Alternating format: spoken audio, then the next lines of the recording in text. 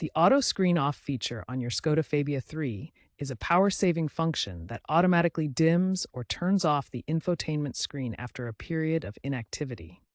This helps conserve battery power and minimize driver distraction, especially during long stops or when using navigation where constant screen display isn't needed.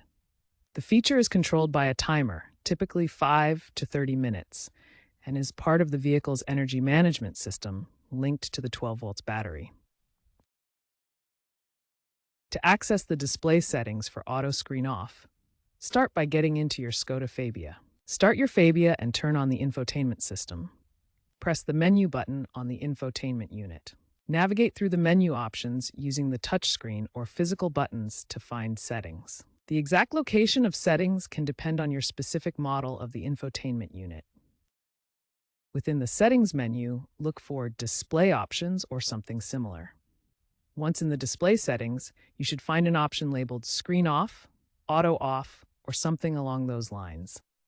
The precise wording may vary slightly depending on your Fabia's infotainment system version. Once you've located the Screen Off option, you can toggle it on or off. If you want the screen to automatically turn off after a period of inactivity to save battery power, ensure it's set to on. To keep the screen always on for continuous navigation, set it to off. A simple tap of the button should change the setting. In the same menu, you should find an option to set the timeout duration. This is the amount of time the infotainment system waits before turning off the screen. Common options include 5, 10, 20, or 30 minutes. Some systems might offer a never option to keep the screen always on. Select the timeout that best suits your preferences. Some Fabia 3 models allow you to adjust display settings using the steering wheel controls. Check your owner's manual to see if your model supports this feature.